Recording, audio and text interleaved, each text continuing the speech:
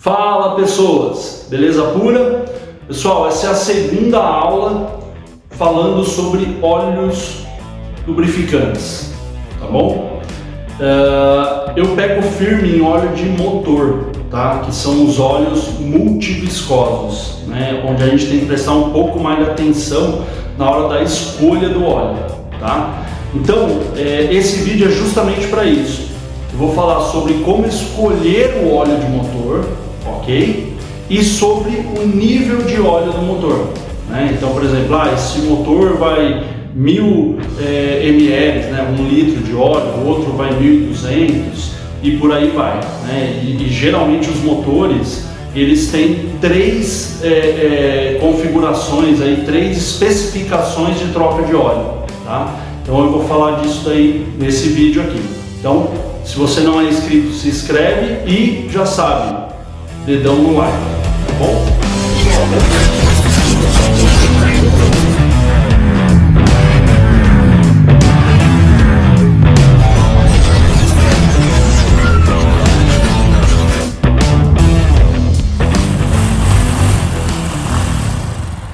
Antes de eu falar da escolha do óleo, você já tem que entender isso aqui, ó. Eu já preparei um cenário aqui para a aula ser bem rápida e efetiva. Vamos lá. Eu tenho aqui RPM de troca de marcha. O que é isso? O próprio nome já diz, né? Eu tenho um RPM onde eu troco as marchas. Eu saio da primeira marcha e vou para a segunda. Então, isso pode variar de situação para situação, né? Na subida é de um jeito, na descida é de outro. Tem gente que vai trocar com mais RPMs, tem gente que vai trocar com menos RPMs. Então isso daqui é mediano, tá? É só para a gente poder entender um raciocínio que eu tô formando aqui com você, tá bom? Então vamos lá. Quando a gente pensa no motor diesel, né, um motor de caminhão, um motor de ônibus, né, ou de um caminhãozinho pequeno, só por curiosidade, existe moto a diesel, tá? Se não me engano, no exército americano, parece uma Teneré, tem motor de moto a diesel, tá bom? Quando a gente pensa no motor diesel, a gente tem essa consideração aqui, ó.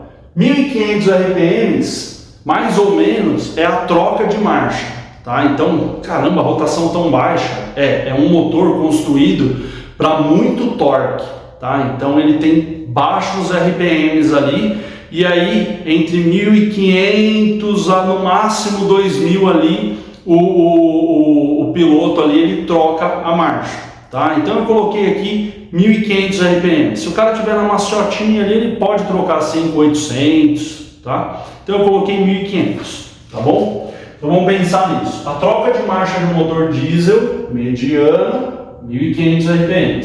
A mesma coisa para um carro, né? Se você pegar um carro e ficar olhando ali, né? A média de troca de marchas vai ser entre 2500. Mas eu ando bem na moralzinha e troco em 2000. Tá, mas tem aquele cara que troca em 3, 4, tá bom? Numa subida, numa descida, varia, tá bom? Então, vamos considerar isso aqui. E aí a gente vem em motocicleta, né? Motocicleta, geralmente, a gente troca de marcha também entre 5, tem moto que vai variar para 6, né? Tem moto não, tem cliente, né, que vai variar para 6, tem cliente que vai trocar com 3, né? E por aí vai. Mas é só para a gente entender que uma moto, geralmente aí, a média, né, você vai trocar de marcha entre 5.000 RPMs. E a Fórmula 1, Fabão? A Fórmula 1, né, para não ficar vários zeros aqui, eu coloquei um K. O cara vai trocar de marcha ali, obviamente que tem categorias, né? Tem o motor V10, tem o turbo, tem não sei o que, tem uma variedade enorme aí na Fórmula 1. Então eu tive que escolher um número aqui, tá? Poderia estar em 18.000, 15.000, eu escolhi 15, tá bom? Então a Fórmula 1, imagina que o cara vai trocar de marcha ali em 15.000 RPMs, tudo bem? Legal. E aí nós temos os automodelos, né, que é aqueles carrinhos, né, movidos a metanol, e aí esses carrinhos, na realidade, eles não têm nem sistema de ignição, né, que a ignição é início da queima. Eles nem têm isso, é uma vela ali, né, uma vela incandescente, né, o cara põe a bateria ali, deixa a vela incandescente, gira o motorzinho e meu, o bicho fica lá, chega a girar 40.000 RPMs, tá? Então, como eu não sou expert dessa área, mas eu sei que como ele gira 40, 50.000 RPMs, eu decidi colocar 25.000 aqui, tá bom? Lembrando que um motor de Fórmula 1 ele pode girar aí 18, 22.000 RPMs, dependendo da categoria, então eu coloquei aqui 15, tá? Eu dei uma pesquisada aí, dei meu Google e vi aí que 15.000 seria um número razoável entre os motores V10, V8, V12 e pororó, tá bom? Então bacana. Então a gente já tem alguns números aqui que é o número mediano aí de troca de marcha. Tudo bem? Legal. Então a gente já tem informação. Vamos trabalhar agora. Qual é a perspectiva de retífica de um motor diesel? Tá? Olha só que interessante. O que é essa perspectiva? Nós mecânicos a gente entende o seguinte: você tem o pistão e ele tem um jogo de anéis, né? Tem um anel de compressão, tem um anel de controle de óleo, tem um anel de lubrificação, né? Tem motores que tem um anel só, que tem dois. Não estou para entrar nesse específico, né? Vamos pensar genericamente. Pistão está ali subindo e descendo, né? E aí você tem ali o jogo de anéis. Esse jogo de anéis ele vai se desgastar, né? Ele está subindo ali, ele vai se desgastar. E também vai gastar o cilindro, né? E aí tem várias forças, né? Tem essa força aqui que vai fazer o cilindro ovalizar e por aí vai. Eu acho que você já entendeu. Quando esses anéis gastarem, o que vai acabar acontecendo? Quando você for dar a partida no motor frio, os anéis, né, que estão lá contraídos assim e tal, talvez eles deixem passar um pouco de óleo, né? Principalmente o anel de controle de óleo, que é o raspador, né? O raspador ele tem esse formato assim, né? Ele é meio chanfrado, com o tempo ele vai ficando reto, né? Então o que acaba acontecendo? Ele acaba não tendo muita eficiência, né? No controle ali do filme de óleo no cilindro. E aí o que acaba acontecendo? O cliente vai lá, vai dar aquela partidinha de manhã e vai ver que o motor expeliu um pouquinho de fumaça ali pelo escapamento. Funcionou o motor ali, sei lá, 30 segundos, 2 minutos, e a fumaça desaparece. Por quê? Porque aí o pistão, né, a cabeça, é bem interessante lembrar que é o seguinte, o pistão ele também é cônico, tá? Então quando ele começar a receber calor e pressão na cabeça dele, ele vai fazer isso. E ele fazendo isso, ele vai pressionar mais os anéis, e os anéis também, né, eles vão se dilatar, né? Tanto é que a gente tem a folga, né, o entreponta dos anéis, e ela tem que existir essa folga, porque senão quando o anel crescer ele vai embicar, né? Então, o que acaba acontecendo? Essa folga aumenta, né, porque o anel gastou, né, na parte externa dele, e tá tudo para passar óleo. Só que quando esquentar, muito provavelmente ele veda de novo, tá? Então esse é o primeiro sintoma de quando o motor começa a pedir retífica, né? Eu ligo de manhã, sai uma fumacinha, depois ela cessa, depois a fumaça para. Então o que acaba acontecendo? Existe sim uma perspectiva de retífica, né? E o que é retífica? Retificar é refazer, né? É você pegar aquilo que já existe e refazer. Então o que acaba acontecendo? Vai ter uma vida do motor ali que você tem que trocar esse jogo de anéis, como era feito antigamente, né? Hoje em dia a gente já não troca só os anéis, né? A gente troca anel, faz retífica, troca pistão, né? Retificar é pegar o furo lá, né, e abrir ele 0,25, 0,50, 0,75, 1 milímetro, e por aí vai, e aí colocar pistão maior, anel maior e tal para compensar. Então eu acho que você já entendeu esse ponto. Vai chegar um momento na vida do motor, né, que ele vai pedir retífica, e a retífica é isso, é retificar, né, refazer a parte de cilindro, pistão e anéis. E óbvio, como você teve que tirar o cabeçote, você simplesmente vai lá e faz uma retífica também no cabeçote, ou uma revisada, né, troca retentor, descarboniza, assenta a válvula, blá blá blá, tem um monte de coisa que dá para fazer. Mas o crucial é os anéis, tá bom? O crucial é os anéis. Vai chegar uma hora que vai pedir retífica. Legal. Quando é que um motor diesel vai pedir retífica? Com 1 milhão de quilômetros. Aí você fala, nossa, a perspectiva de um motor diesel mínima é de 1 milhão de quilômetros. Tá? Então você vai pegar lá o seu caminhãozinho zero e se você trocar o óleo direitinho e fazer boas escolhas na hora do óleo e tal, você simplesmente vai ter 1 milhão de quilômetros garantido ali, se não tiver nenhum problema de fábrica, né, nenhuma intercorrência, 1 milhão de quilômetros ali garantido ali que você vai rodar sem pedir retífica. Tá bom? Ah, mas o meu primo rodou 2 milhões de quilômetros. Ok, dá para rodar até 3 milhões, mas vocês já vão entender já. Vamos lá. O que acontece é o seguinte, se o motor diesel gira 1.500 e dura 1 milhão, olha só que interessante. O motor de carro, se eu ficar trocando de marcha 2.500 RPMs, ele dura 300 mil. Lembrando, gente, isso é uma perspectiva, tá? Não é uma, é isso. Não, só para você entender os números. Quando a gente vai para o motor de moto, né, que a gente vai trocar de marcha aí a mediana 5 mil, ele vai durar 100 mil. Obviamente que, como o motor de moto já é um motor que tem 1 cilindro, 2 cilindros, 3 cilindros, 4 cilindros, né, 6 cilindros, né, como é o caso de uma Goldwing ou de uma CB 1050, né, que é 6 cilindros em linha, a outra é 6 cilindros boxer, esses números se modificam bastante, mas percebe, só para a gente entender o cenário. Quando eu vou para uma troca de marcha girando em 15 mil RPMs, eu já caio para 3 mil. Se você der seu Google aí e colocar durabilidade do motor de Fórmula 1, você vai ver, vai ler várias matérias e vai chegar nessa conclusão. Pô, a durabilidade estimada hoje em dia é de 3 mil quilômetros. E quando a gente pega o alto modelo, né, a gente já está falando aí, 500 quilômetros, né? A gente não chega nem a 1.000 quilômetros no alto modelo aí. Ele vai rodar 500 quilômetros ali e se rodar bem, né, e vai se acabar, tá? Então assim, se acabar, né, pedir retífica, né, vai ter que trocar o joguinho de anel lá. No caso de um alto modelo, eu acho que deve ser até divertido, né, porque é tudo pequenininho ali e tal, deve ser rápido até.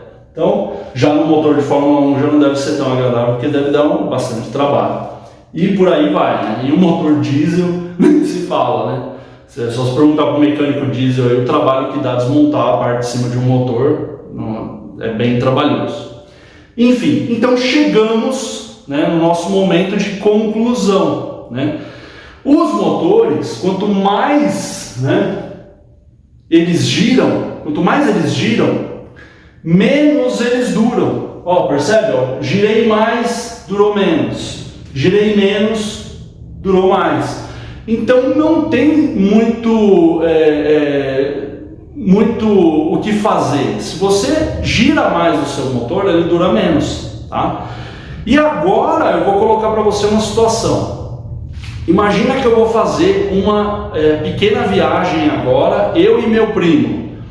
Nós dois temos a mesma moto, o mesmo ano, tudo bem? Só que é o seguinte, eu vou daqui até o meu destino, sei lá, 100 quilômetros, né? Eu vou rodar 100 quilômetros agora, e eu sou um cara que eu rodo de boa, né? Eu vou pegar a estrada e eu vou colocar 100 quilômetros por hora e vou na boa, certo? 100 quilômetros a 100 quilômetros por hora, legal. Só que o meu primo, ele é o cara que gosta de acelerar, o motorzão dele ali vive em altos RPMs. Já matou a charada, né? Se eu for chegar no meu destino de 100 km, né, as motos são idênticas, compradas no mesmo dia, usando o mesmo óleo, tudo certinho. Desmontar os dois motores, né, eu fui a 100 km por hora e o meu primo foi a 200 km por hora, estilingando. O que acaba acontecendo? Quando eu desmontar esses dois motores, você vai perceber que o meu motor, como ele teve um regime de giro mais baixo, ele está mais conservado, né? As folgas internas do motor, né? Folga de ponta de anel, folga entre cilindro e pistão, elas estão menor, elas estão mais dentro do padrão, né, que manda no manual de serviço, do que a do meu primo, que só anda com o giro lá em cima, tá bom? Então Fabão, por que você está falando isso se essa aula é para óleo? Porque aí é onde entra a escolha do óleo. Essa escolha é fundamental. Quando você entende isso, pô, peraí, eu sou um cara que só anda igual o primo do Fábio, só anda enrolado, tal, não sei o que lá. Então agora eu vou te explicar o seguinte. Se você é esse cara, ou você tem um cliente que anda assim, pensa o seguinte. Na aula passada, eu passei que a gente tem o óleo mineral, o semissintético e o sintético. E eu falei algumas coisinhas sobre eles, mas a coisa mais importante, na minha humilde opinião, é a temperatura em que o óleo aguenta sem perder totalmente a sua viscosidade, sem virar água e, principal, sem ferver. Porque vai chegar uma hora que o óleo vai começar a ferver dentro do cárter e aí o seu motor vai para as cucuias. Então o que acaba acontecendo? Se eu tenho um cliente ou se eu sou um cara que gosta de acelerar, eu vou olhar lá no manual do proprietário da moto e vai estar escrito que eu tenho que usar o óleo mineral. Só que agora, depois dessa videoaula aqui, ó, você vai entender o seguinte: se você gosta de acelerar e quer proteger o seu motor, vai para o semissintético. Pega aquele conhecimento que eu passei sobre a viscosidade, né, 10W30, não sei o que. Pega esse conhecimento, aplica ele no semissintético e usa semissintético. Entendeu? Então esse é o momento, é você ver a característica de condução da moto, falei bonita, né? O jeito com que o cliente usa a moto. E aí sim você decidir se você deve usar o óleo mineral ou o óleo semissintético. Em alguns veículos, né, vamos pensar numa R1 da Yamaha, tudo bem? Qual é a proposta de condução de uma R1? É de andar, não é? É levar a rotação no motorzão lá e segurar, e é para aquelas pessoas, não é o meu caso, que gostam de acelerar o bicho, né? Então tá, cara, se você tem esse perfil, nem pense nesses dois.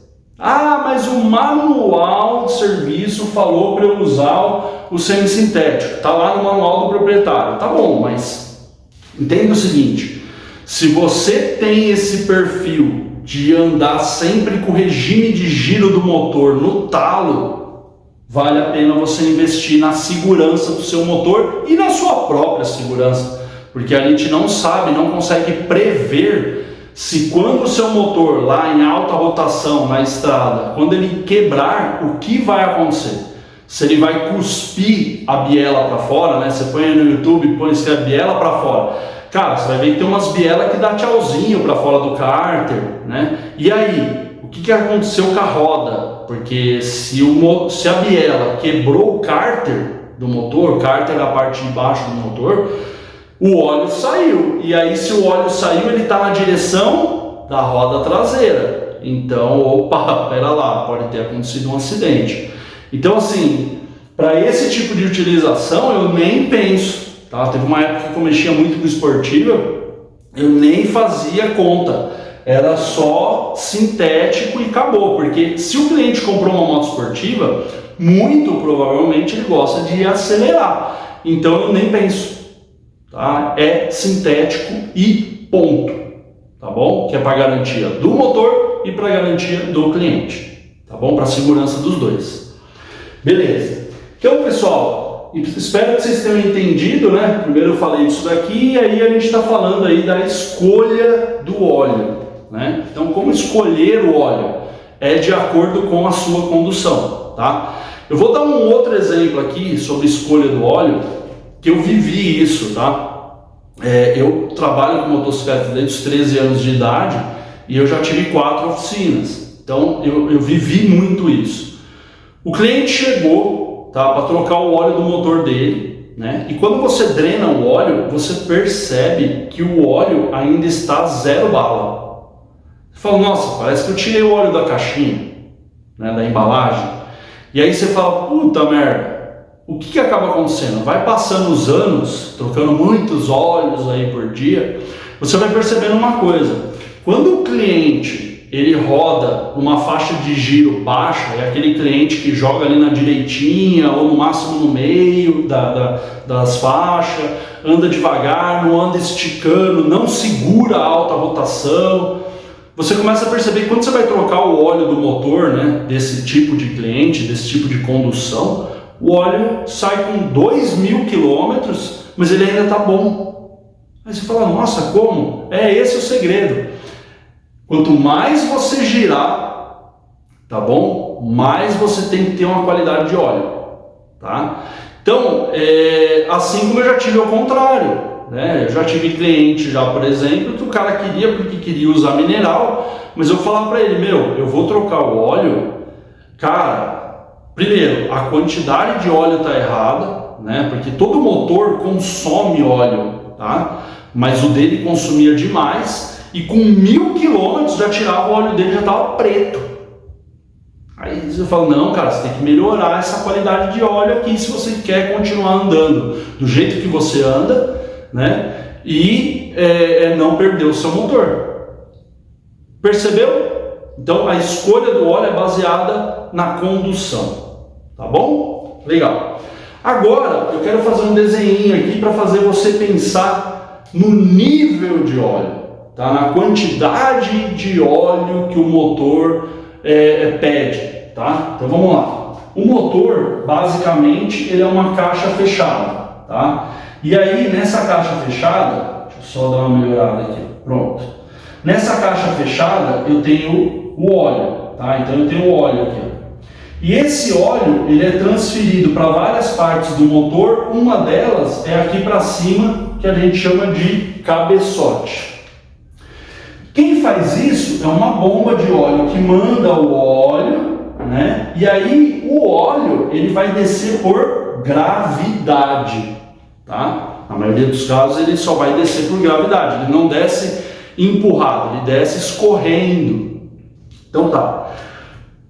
Qual é o problema nisso? O problema é o seguinte: quando você pega um cliente, tá? E ele gosta muito de segurar o motor em altas rotações, ali andando, pode acontecer desse nível de óleo baixar, faltar óleo, tá bom? E aí vai faltar óleo na bomba de óleo.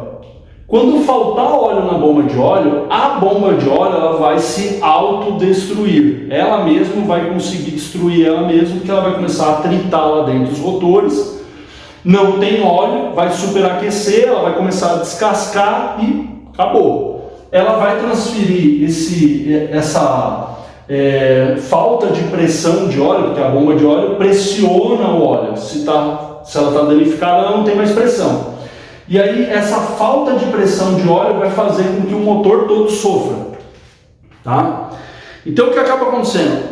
Preste muita atenção no nível de óleo quando você vai trocar o óleo, tá?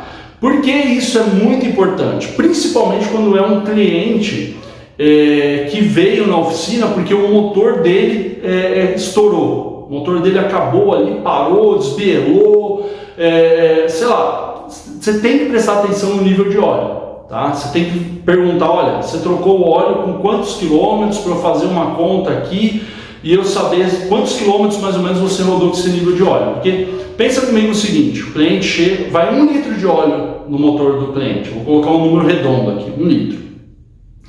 E aí, quando o motor chega para você, quebrado, né, você vai tirar o óleo ali, você vai drenar o óleo e você vê que saiu, como eu já peguei, 300 ml de óleo, tá bom?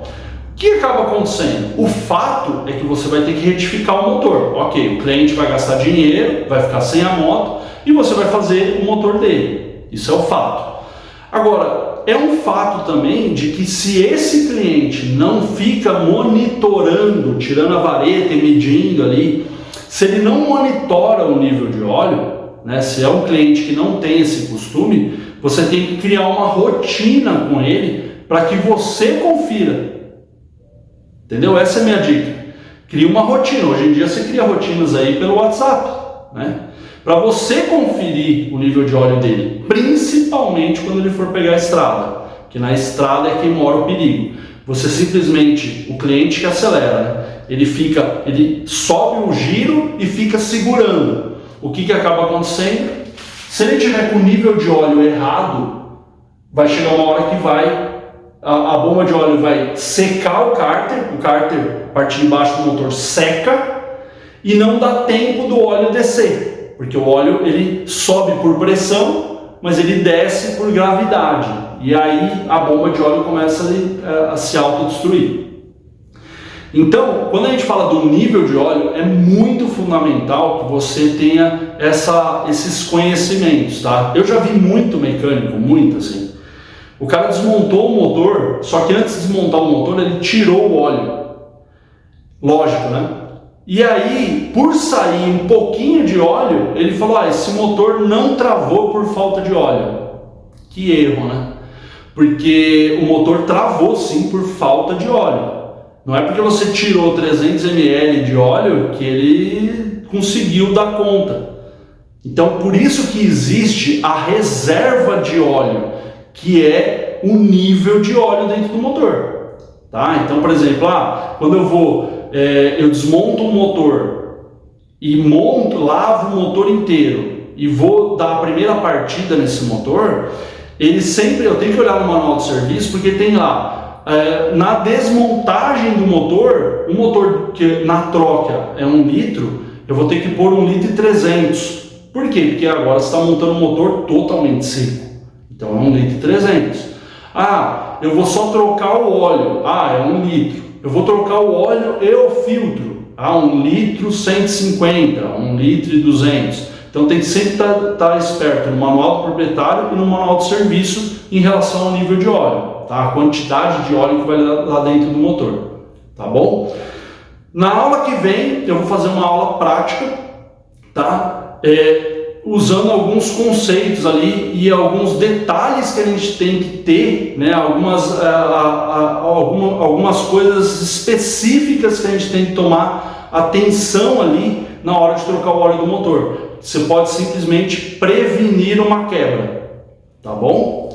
Então, pessoal, muito obrigado aí e até o próximo vídeo.